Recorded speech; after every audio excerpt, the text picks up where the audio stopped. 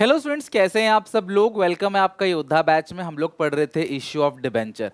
आज का जो इश्यू ऑफ डिबेंचर का पार्ट है उससे एग्जामिनेशन में एक क्वेश्चन बनता ही बनता है और बहुत सिंपल है, क्योंकि आपने सेम पार्ट सेम चीज आपने इश्यू ऑफ शेयर्स में भी पढ़ रखा है। तो आओ क्लास टॉपिक समझते हैं अच्छे से और कुछ क्वेश्चंस की प्रैक्टिस करते हैं। जितने भी क्वेश्चन क्लास में कराऊंगा इज मोर देन इनफ, इससे बाहर कुछ भी नहीं आएगा। Right. Issue of debentures consideration other than cash. Same topic issue of shares consideration other than cash का है, तो मैं एक क्वेश्चन ऐसा भी लूंगा जहां पे शेयर डिबेंचर दोनों होगा, मतलब एक मिक्सअप क्वेश्चन, क्योंकि ऐसा क्वेश्चन भी एग्जामिनेशन में आ चुका है। अगर मैं इस टॉपिक को डीपली एक्सप्लेन करूं तो एक्स लिमिटेड एक कंपनी है जो जाता है किसी वेंडर के पास। वेंडर कौन होता है? दुकानदार। वेंडर वो पर्सन है या वो कंपनी है, वो फर्म है जिससे हम लोग एसेट्स को खरीदते हैं, उसको हम लोग क्या बोलते हैं? वेंडर। वेंडर कौन होता है? जिससे हम लोग एसेट्स को खरीदते हैं। तो कंपनी गई वेंडर के पास, बोला हमें आपसे एक मशीन चाहिए। वेंडर ने बोला ठीक है जी, मशीन कितने की है?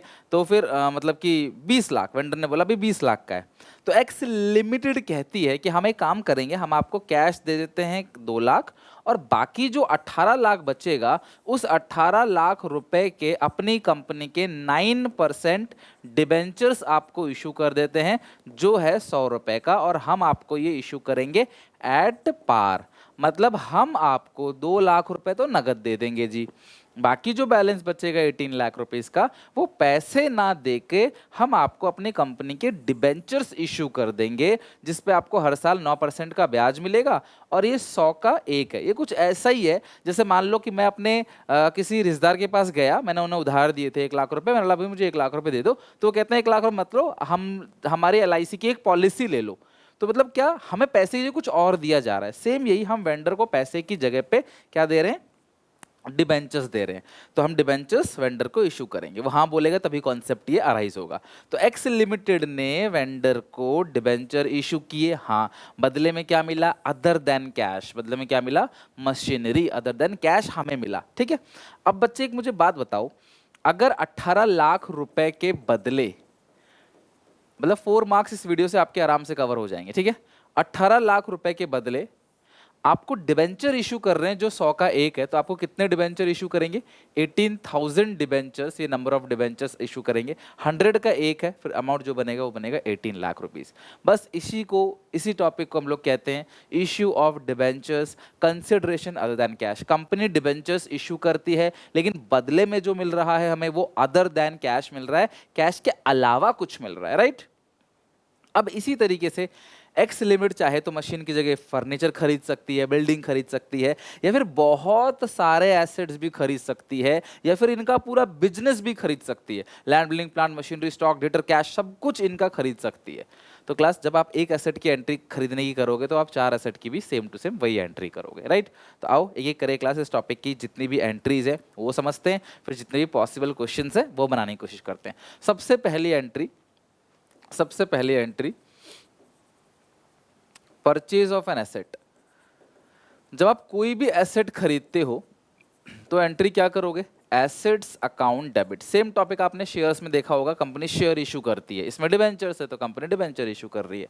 Asset account debit to vendor account. Vendor वो पर्सन है जिससे आपने एसेट्स खरीदा है। अच्छा, अगर आप एक एसेट खरीदते हो तो एसेट टू वेंडर, 2 एसेट खरीदोगे तो asset 1 debit, asset 2 debit to vendor. Right. दूसरा, पार्ट पेमेंट इन कैश। जो थोड़ा बहुत पैसा है वो आप इसे कैश में देते हो, या फिर चेक से देते हो, या फिर उसका बिल्स बना देते हो, ठीक है, through bills of exchange. Bills of exchange को कई जगह प्रोमिजरी नोट भी लिखा रहता है, ठीक है, प्रोमिजरी नोट। अगर आप इसके थ्रू देते हो तो एंटर क्या होगी? अगर आप एसेट खरीदते हो तो एसेट टू वेंडर, वेंडर को पेमेंट करोगे तो वेंडर अकाउंट डेबिट, कैश दोगे तो टू कैश, चेक से दोगे तो टू बैंक, और टू बिल्स पेबल, क्योंकि हमें ये बिल पे करना है। तीसरा, रेस्ट अमाउंट इन डिबेंचर्स। जो भी बचा कुचा अमाउंट है वो आप डिबेंचर्स में इशू करोगे। अगर आप शेयर का चैप्टर पढ़ा हुआ है आपने तो सेम यही एंट्रीज थी, बस उसमें शेयर कैपिटल लिखते थे, और डिबेंचर चैप्टर में शेयर कैपिटल की जगह पे क्या वर्ड यूज करते हैं? Percentage debenture. तो असेट खरीदा आपने, पार्ट पेमेंट कर दिया, बचा कुछ अमाउंट आप डिबेंचर में इशू करोगे तो एंट्री करोगे वेंडर अकाउंट डेबिट, जो भी बैलेंस अमाउंट बचता है, ठीक है, टू 9% या 11%, जितने भी परसेंट होता है, जरूरी नहीं 9 ही हो, टू डिबेंचर्स अकाउंट। मेरी बात समझ आ गई? तो अगर आप इसे शेयर देते तो एंट्री क्या करते हैं, वेंडर टू शेयर कैपिटल। आप डिबेंचर दे रहे हो तो एंट्री क्या करोगे, vendor account debit to percentage debenture. बस इतना ही फर्क है, इतना ही डिफरेंस है, एंड नथिंग चेंज। अब इसके बाद अगर ये ही डिबेंचर आपने डिस्काउंट में इशू किया हुआ है तो आपको पता है इसी एंट्री में discount on issue of debentures account को डेबिट कर दोगे। और यही डिबेंचर अगर आपने प्रीमियम पर इश्यू किया है तो आप नीचे टू सिक्योरिटी प्रीमियम लिख दोगे। लेकिन दोनों ही केसेस में, चाहे आप डिस्काउंट पे इशू करो चाहे आप प्रीमियम पर इशू करो, दोनों ही केसेस के अंदर हमें एक कैलकुलेशन करनी पड़ेगी, और वो है नंबर ऑफ डिबेंचर्स। कि भैया आप अगर 18 लाख रुपए के बदले 100 का डिबेंचर दे रहे हो तो नंबर ऑफ डिबेंचर कैसे निकलेंगे, कितने डिबेंचर्स आप उसको इशू करोगे, या फिर डिबेंचर आपका 110 का है या 90 का है, कितने का है। तो इसके लिए एक फॉर्मूला होता है, बहुत सिंपल सा फॉर्मूला, शेयर्स में भी सेम आपने पढ़ा होगा। अमाउंट पेएबल, जो रुपए आपको देने हैं, upon issuing price. I hope ये एंट्रीज आपको अब तक याद हो गई होंगी, जिससे यार जैसा ये सेम टू सेम। तो ये है पूरा का पूरा topic, issue of debentures consideration other than cash. ठीक है, तो पहली एंट्री एसेट खरीदने की, दूसरी एंट्री पार्ट पेमेंट अगर आपने की तो एंट्री होगी, नहीं की तो एंट्री नहीं होगी, तीसरी एंट्री जो रेस्ट अमाउंट है वो आप डिबेंचर्स में इशू करते हो। अब कई बार क्या होता है कि हम एक एसेट ना खरीद के पूरा का पूरा बिजनेस ही परचेज कर लेते हैं। बिजनेस परचेज, आपने वेंडर का पूरा बिजनेस ही खरीद लिया, कंप्लीट बिजनेस टेक ओवर कर लिया। तो अब क्या एंट्री करोगे, किसी भी बिजनेस के अंदर जितनी भी एसेट है सबको डेबिट करोगे, जितनी भी लाइबिलिटीज हैं बिजनेस के अंदर सबको क्रेडिट करोगे। ऑब्वियसली यार, अगर आप एसेट्स को डेबिट करते हो तो जाहिर सी बात है आप लाइबिलिटीज को क्रेडिट करोगे। ठीक है, to vendor account, to vendor account. ठीक है, और वेंडर में क्या आता है, पीसी। पीसी का मतलब होता है परचेज कंसिडरेशन। तो हम लोग पूरी बात कर लेंगे, भैया जी आपकी सारी की सारी एसेट हमारी हो गई, आपकी सारी की सारी लाइबिलिटी भी हमारी हो गई, अब बताओ जी आपको कितना पैसा चाहिए। सारी एसेट्स भी आपकी हमारी, सारी लाइबिलिटीज भी आपकी हमारी, तो अब बताओ आपको कितने रुपए चाहिए इसके बदले। ठीक है, तो asset account debit to liability to vendor account हम एंट्री कर देंगे। एसेट कितने की ली है, जो अग्रीड वैल्यू है कि भाई कितने में हम लेंगे, लायबिलिटी कितने की लेंगे, और वेंडर में तो गिवन होगा पीसी, वो हम लिख लेंगे। इतना एंट्री करने के बाद भी अगर ऊपर कुछ बैलेंस बच जाता है, बराबर नहीं होती है एंट्री और बैलेंस बच जाता है, तो ये बैलेंस हम गुडविल के नाम से लिखेंगे। किसके नाम से, गुडविल के नाम से। मतलब कि हम आपकी गुडविल खरीद रहे हैं। मतलब 10 लाख का नेट असेट है पर आप 12 लाख रुपए मांग रहे हो। नेट असेट मतलब असेट माइनस लायबिलिटी 10 लाख का है पर आप 12 लाख मांग रहे हो, तो जो बैलेंस अमाउंट है वो गुडविल का है। और अगर आप 9 लाख मांग रहे हो, कम पड़ रहा है, आप कम ले रहे हो हमसे पैसे, तो जो बैलेंस है वो किस नाम से आ जाएगा, कैपिटल रिजर्व के नाम से। तो अगर ऊपर बैलेंस बचेगा तो गुडविल और नीचे बैलेंस बचता है तो कैपिटल रिजर्व। तो ये है क्लास, या तो आप एक एसेट खरीदोगे तो ये एंट्री, पूरा बिजनेस खरीदोगे तो ये एंट्री, दूसरी एंट्री सेम होगी, तीसरी एंट्री बिल्कुल सेम होगी। एक एसेट खरीदा ये, पूरा बिजनेस खरीदा ये, फिर दूसरी एंट्री तो पार्ट पेमेंट की है ये, फिर तीसरी entry rest amount in debentures. तो ये है क्लास पूरा का पूरा कंप्लीट टॉपिक। आई होप आप समझ गए होंगे। अब मैं आपको एक छोटा सा 1 मार्कर क्वेश्चन आ जाता है कई बार, तो वहाँ पे फंस जाते हो, तो मैं आपको लिखवा देता हूँ। नेट असेट अगर ज़्यादा है किससे, परचेज कंसिडरेशन से। अगर नेट असेट ज़्यादा है परचेज कंसिडरेशन से तो बैलेंस क्या आएगा, आप एंट्री क्या करते हो, asset to liability to vendor. अगर मैं असेट माइनस लायबिलिटी घटा दूं तो आप एंट्री क्या करते हो, कुल मिला के नेट असेट टू वेंडर। यही एंट्री होती है ना, देखो ना, asset to liability to vendor. अगर लायबिलिटी ऊपर भेज दे तो माइनस में हो जाएगा, asset minus liability net liability to vendor. तो अब मैंने अगर आपसे बोला कि भाई आपकी असेट है 10 लाख की, लायबिलिटी 2 लाख की, तो नेट असेट कितने की होगी, 8 लाख, पर आप मांग रहे हो क्लास 7 लाख। तो जो नीचे अगर नेट असेट ज़्यादा है और परचेज कंसिडरेशन कम है, नेट असेट है 10 लाख की, मांग रहे हो 9 लाख, तो जो भी बैलेंस बचेगा वो किस में चला जाएगा, कैपिटल रिजर्व। अब नीचे बैलेंस बच जाएगा, देखो ना, अगर मैं आपको यहाँ भी लिख के दिखाऊँ, असेट है 10 लाख की, लायबिलिटी 2 लाख की, तो 10 ऊपर नीचे 2, तो बैलेंस करने के लिए सॉरी लायबिलिटी 2 लाख की है, और जो वेंडर है वो कितने ले रहा है, मान लो इस एग्जांपल में असेट है 10 लाख का, लाइबिलिटी वेंडर ले रहा है 7 लाख रुपए, तो वेंडर में लिख दो 7 लाख रुपए, तो 7 2 9 ऊपर 10, तो नीचे एक कम पड़ रहा है, तो वो किस नाम से आएगा? कैपिटल रिजर्व के नाम से। तो ये बात आप ध्यान रखना, if net asset is more than purchase consideration, तुम्हारी असेट 10 लाख की है पर तुम मांग 9 लाख रुपए रहे हो, तो जो बैलेंस है कैपिटल रिजर्व में जाएगा। लेकिन अगर तुम्हारी असेट है 10 लाख की, तुम मांग रहे हो 12 लाख, नेट असेट 10 लाख का है पर तुम जो परचेज कंसिडरेशन मांग रहे हो कि भाई हमें 12 लाख चाहिए, फालतू किस लिए मांग रहे हो? असेट तुम्हारी 10 लाख की है, तो आप बोलते भाई मैं अपने गुडविल के मांग रहा हूँ, अपने नाम के मांग रहा हूँ, अपनी रेपुटेशन के मांग रहा हूँ, मेरी असेट 10 लाख की है लेकिन जो नाम मैंने कमाया है वो नाम 2 लाख का है, तो टोटल कितना क्लास बन गया आपका? 12 लाख रुपए। आई बात समझ? तो ये है आपका पूरा का पूरा टॉपिक, अच्छे से समझ आ गया होगा आपको, issue of debentures consideration other than cash. अब चलते हैं क्लास, इसके कुछ क्वेश्चंस बना के देखते हैं, एक एक करके जो भी मैक्सिमम क्वेश्चन बन सकते हैं अच्छे से बना लेते हैं। नरेशन बहुत सिंपल है, आप एसेट खरीदते हो, being asset purchase, being part payment made, और बीइंग इतने डिबेंचर्स एट द रेट इतना इशू टू जो भी वेंडर है जिसको आपने डिबेंचर इशू किया, उसका नाम आप लिख दोगे, मतलब जिससे आपने एसेट खरीदी है। वेंडर मतलब जिससे आप एसेट को खरीद रहे हो।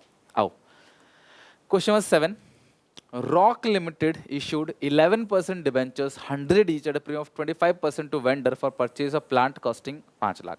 आपने प्लांट खरीदा, ये पौधा नहीं है क्लास, प्लांट एंड मशीनरी वाला प्लांट है, तो प्लांट अकाउंट डेबिट किससे खरीदा क्लास? यहाँ पे नाम नहीं पता, तो वेंडर। ठीक है, तो कितने का खरीदा क्लास? 5 लाख का, 5 लाख 5 लाख। तो पहली एंट्री आपने खरीदी asset account debit to vendor account. फिर आप वेंडर को अगर कोई पार्ट पेमेंट करते हो तो आप एंट्री क्या पास करोगे? वेंडर को अगर आप पार्ट पेमेंट करोगे तो एंट्री क्या पास करोगे? Vendor account debit, vendor account debit 5 lakh. कोई पार्ट पेमेंट तो आपने करी नहीं, सब आपने डिबेंचर इशू कर दिए।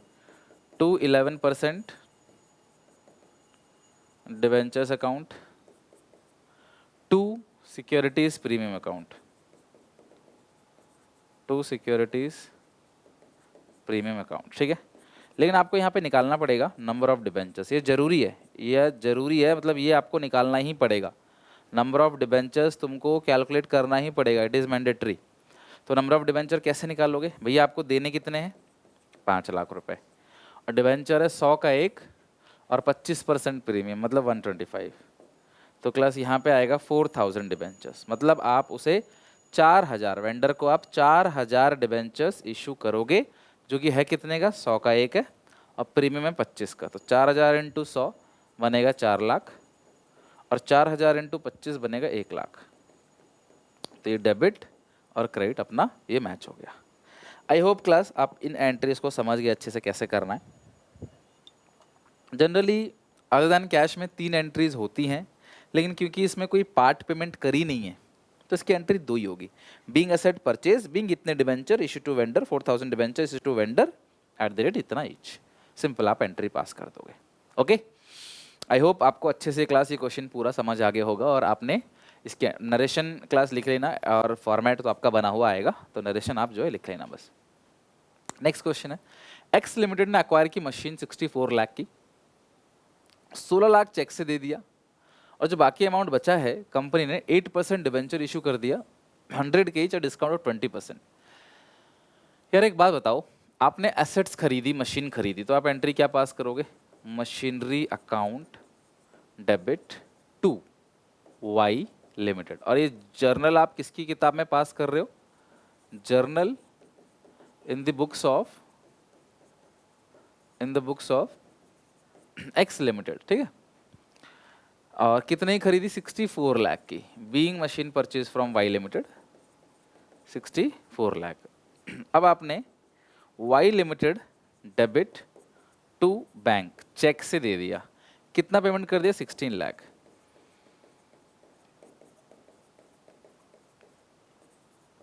बैलेंस कितना बचा भैया? 64 में से 16 जाएगा तो 48 लाख का बैलेंस बचा। अब ये जो भी 48 लाख का बैलेंस है, इसके बदले आप 8% डिबेंचर्स, ये परसेंटेज कुछ नहीं है, ये तो कूपन रेट है, इंटरेस्ट रेट है, इसका कुछ नहीं करना। आप डिबेंचर इशू करोगे, 100 का एक है, 20% डिस्काउंट। डिबेंचर्स है 100 का एक, डिस्काउंट माइनस होता है, तो डिबेंचर्स आपका 80 रुपीज़ का है। तो इससे पता पड़ जाएगा 1 2 3 4 60,000 डिबेंचर्स आप इशू करोगे, ठीक है।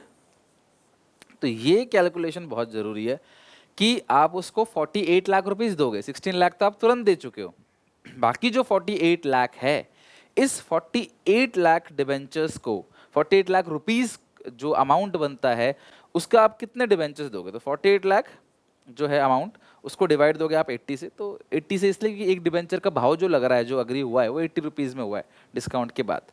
तो 60,000 डिबेंचर्स आपको देने पड़ेंगे। एंट्री करोगे,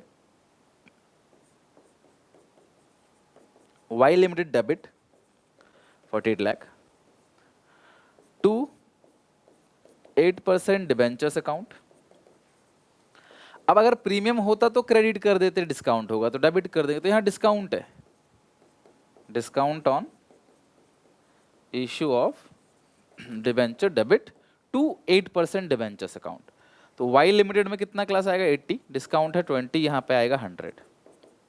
कितने डिबेंचर्स हैं आपने निकाल लिया, 60,000 डिबेंचर्स, ठीक है।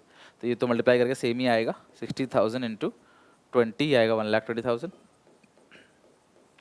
60,000 इंटू 100 6 लाख, 60 लाख सॉरी 60 लाख। तो ये हो गया क्लास आपका पूरा का पूरा जर्नल एंट्री। लिख लो इसे आराम से। इस तरीके से आपको एक एक करके सारे के सारे क्वेश्चंस बनाने हैं। असेट खरीदने की एंट्री, पार्ट पेमेंट अगर कोई है तो उसकी एंट्री, जो भी रेस्ट अमाउंट बचेगा उसको क्लास शेयर्स या डिबेंचर्स जिसमें भी इशू कर रहे हो आप उसकी एंट्री कर देना।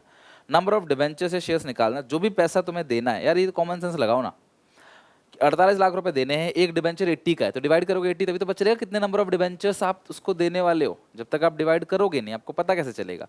डिवाइड देखिए पता चल गया आपको 60,000 डिबेंचर्स इशू करने हैं, ठीक है। नेक्स्ट क्वेश्चन, नीरज लिमिटेड ने बिजनेस खरीदा है अजय एंटरप्राइज। एग्जामिनेशन का ही क्वेश्चन है, 1 अप्रैल 2020 को। द डिटेल्स ऑफ अग्रीमेंट, इसमें बिल्डिंग खरीदी है 35 लाख की। बुक वैल्यू से हमें कोई मतलब नहीं है। बुक वैल्यू से क्या मतलब है भैया, आप बिजनेस खरीद रहे हो या बेच रहे हो तो जो अग्री होगा हमारे बीच। ये पेन मेरी बैलेंस शीट में कितने का है, क्या मतलब है भाई, मैं आपको अगर 5 रुपए का बेच रहा हूँ तो भाई 5 रुपए आपका जो है वो अग्रीड वैल्यू हो जाएगा, है कि नहीं। अच्छा ये हो गया क्लास, सारी आपने असेट्स खरीदी है और फिर कुछ ऐसे सेटलमेंट भी किए। तो पहले एक काम करो, असेट खरीदने की आप एंट्री पास करो। क्या क्या है, building plant stock trade receivable creditor outstanding expense. Building account debit, plant account debit,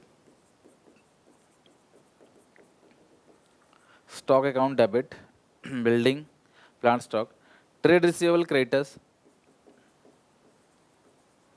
trade receivable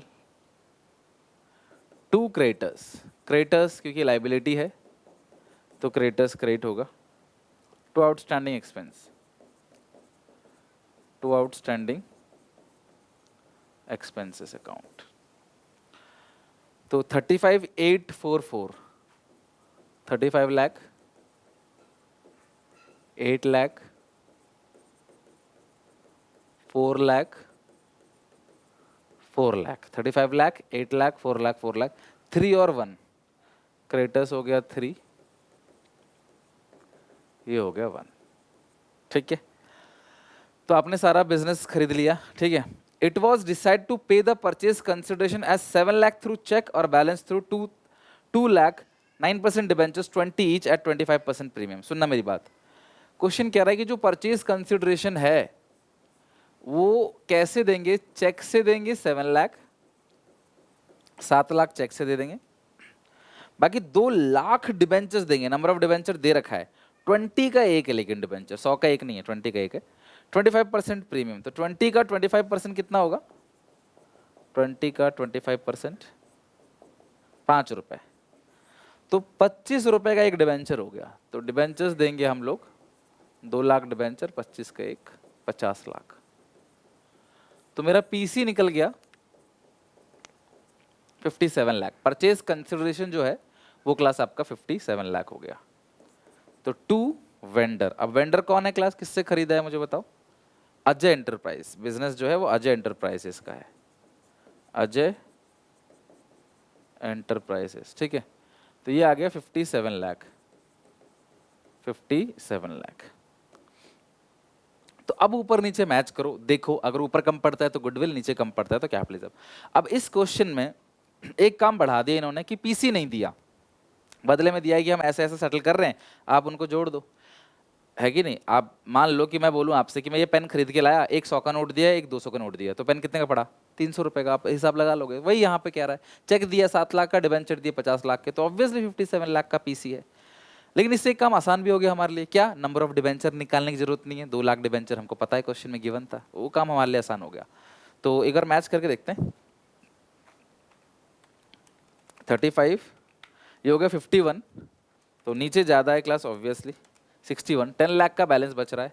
ऊपर जो भी बैलेंस बचता है उसे हम किस नाम से लिखते हैं? एक लाइन छोड़ के ही लिखा करो इसको, ताकि बैलेंस बचे तो गुडविल लिख सको, ठीक है, गुडविल में। अब ये जो डिबेंचर और चेक दे रहे हैं, आप चाहो तो दोनों की कंबाइन एंट्री भी कर सकते हो, आप चाहो तो अलग अलग भी कर सकते हो, ये आपकी मर्जी, फुल्ली आप पे डिपेंड है।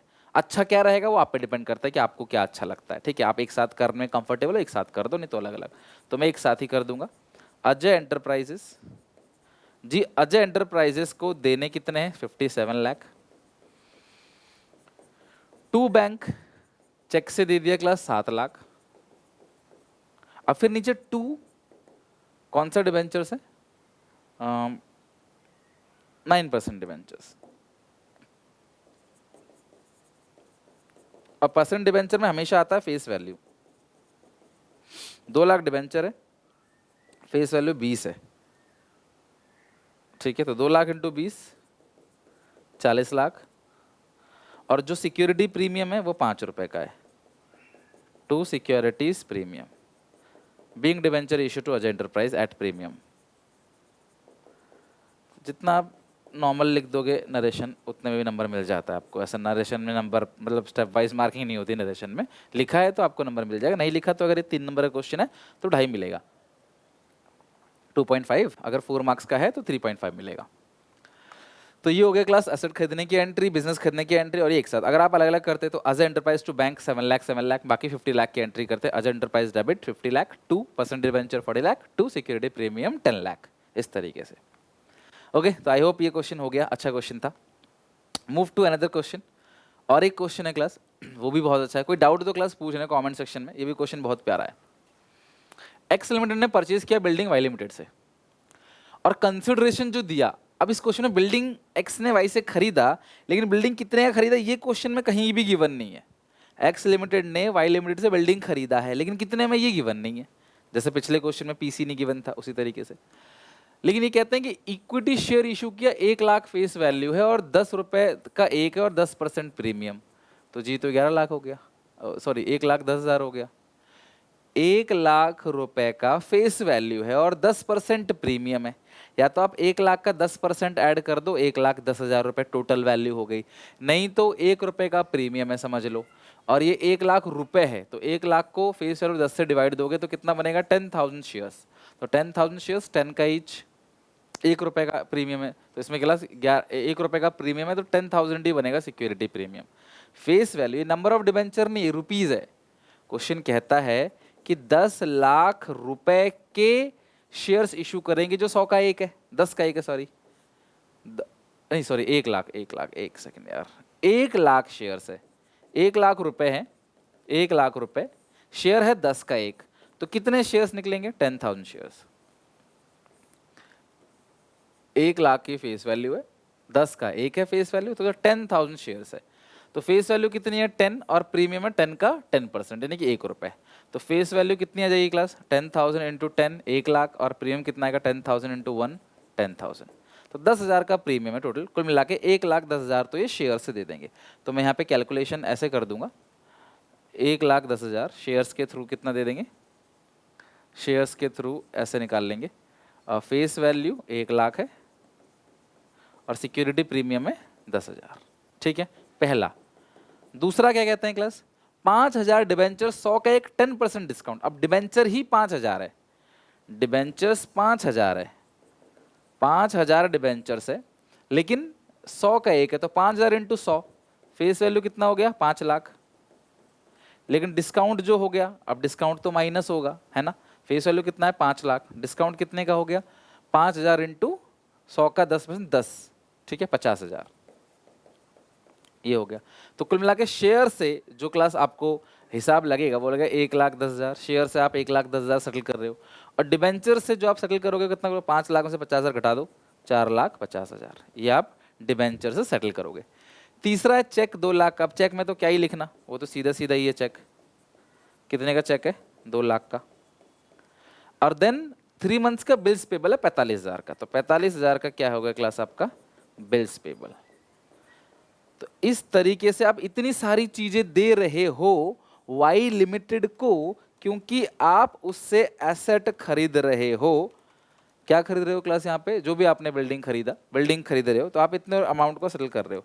तो ये हो गया 8,05,000 रुपए का आपका पूरा का पूरा एसेट, यानी कि आपने जो बिल्डिंग खरीदी वो 8,05,000 की है, जिसकी वजह से आप 1 लाख के आप शेयर्स इश्यू कर रहे हो 10% प्रीमियम, यानी कि 1,10,000 का। डिबेंचर्स है क्लास 5,000 डिबेंचर्स है 90 के हिसाब से 5 लाख। 90 क्यों है क्लास पता है ना आपको, क्योंकि डिबेंचर्स पे 10% का डिस्काउंट है, तो 450 हो गया। 2 लाख का आपका साफ साफ का चेक हो गया 2 लाख का, और बिल्स पेबल हो गया आपका 45,000 का। इस हिसाब से आप इनकी टोटलिंग करोगे, मैं फिर से ऐड कर देता हूँ, तो टोटलिंग करके आ रहा है आपका 8,05,000 की मशीन। तो आपने सारा काम अब कर दिया, अब कुछ नहीं, अब सिर्फ एंट्री करनी है। तो आप मशीन खरीदने की एंट्री क्या करोगे, और सॉरी बिल्डिंग खरीदने की एंट्री, बिल्डिंग अकाउंट डेबिट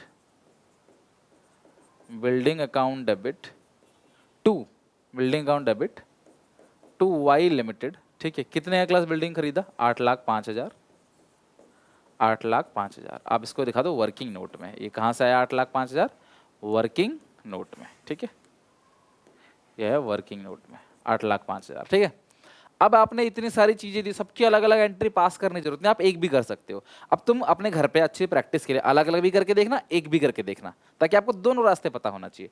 तो अब हम अलग अलग करके नहीं देखेंगे, एक साथ करके देखेंगे, आप अलग अलग करके देख लेना। वाई लिमिटेड डेबिट जी, वाई लिमिटेड को तो 8,05,000 रुपए देने हैं। अब इस सिचुएशन में टू बैंक, चेक से कितना दिया है जी 2 लाख रुपए चेक से दिया है। टू बिल्स पेबल, हमारे लिए तो इस बिल की पेमेंट करनी है ना, हमने तो खरीदी है चीज तो हम पैसा देंगे। कितना बिल्स पेबल 45,000 का। टू, अभी इक्विटी शेयर कैपिटल है, और आप सबको पता है कि शेयर कैपिटल में हमेशा फेस वैल्यू आएगी, तो फेस वैल्यू कितनी है 1 लाख, यहाँ भी देखो दिखा दिया था। प्रीमियम 10,000 का है, वो भी नीचे आ जाएगा। To securities premium, to percentage debentures भी तो है ना, 9% डिबेंचर्स, और डिबेंचर्स कितने हैं, फेस वैल्यू कितनी है 100 है, डिबेंचर्स है 5,000। जैसे इक्विटी शेयर में फेस वैल्यू कितनी थी क्लास 10 रुपये, शेयर्स कितने थे 10,000 शेयर्स, और प्रीमियम था 10,000 शेयर्स इंटू 1 रुपये का प्रीमियम, तो ये हो गया 5 लाख। पर डिबेंचर डिस्काउंट में इशू हुआ तो डिस्काउंट डेबिट होगा, ऊपर जगह छोड़ रखी थी हमने, तो discount on issue of debenture debit. तो डिस्काउंट कितने का था क्लास डिबेंचर है 50,000 का। इवन आप कैलकुलेट कर सकते हो कैसे, 5,000 डिबेंचर्स थे, डिस्काउंट था 10% का, यानी कि 100 का फेस वैल्यू था, 10% बनेगा 10 रुपये। वहाँ पे पहले में 10 का फेस वैल्यू था, 10% कितना बना था 1 रुपये। अब आप जरा डेबिट क्रेडिट आप मैच करके देखो, नीचे का आ रहा है 8,55,000 और ऊपर का भी आ रहा है 8,55,000, यानी कि क्वेश्चन ठीक है। तो आप अलग अलग एंट्री करोगे तो बहुत लंबा पड़ जाएगा, तो आई रेकमेंड कि आप अलग अलग एंट्री मत करो, आप एक बार करके देख लो, सीख लो, बट करो आप एक साथ एंट्री।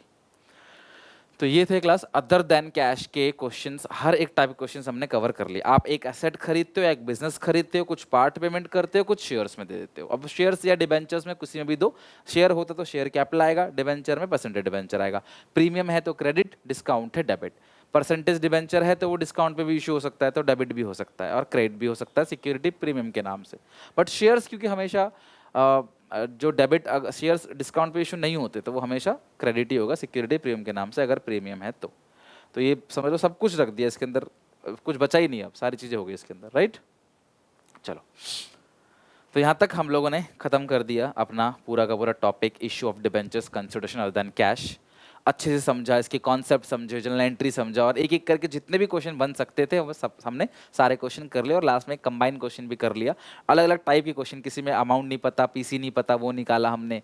और क्लास किसी में डिस्काउंट है, किसी में प्रीमियम है, इस तरीके से जितने भी क्वेश्चन बन सकते हैं। किसी में एक एसेट खरीदा है, किसी में पूरा बिजनेस खरीदा है, किसी में पार्ट पेमेंट करी है, किसी में नहीं करी है। तो जो भी क्वेश्चन बन सकते थे मैक्सिमम हम लोगों ने कर लिया। अब यहाँ तक आप अच्छे से पढ़ के समझ के आना, कोई डाउट हो कमेंट सेक्शन में पूछ लेना। अगली क्लास में हम लोग इसके और पार्ट्स पढ़ेंगे, कोशिश करूंगा 2 से 3 पार्ट बस बच्चे हैं अब, और ये चैप्टर पूरी तरीके से खत्म हो जाएगा। ठीक है, मिलते हैं नेक्स्ट वीडियो को लाइक जरूर करना, कमेंट करके बताना समझ आ रहा है कि नहीं। बाकी चैनल को सब्सक्राइब करें अगर आपने नहीं किया अभी तक तो। मिलते हैं नेक्स्ट वीडियो में, till then take care, bye bye.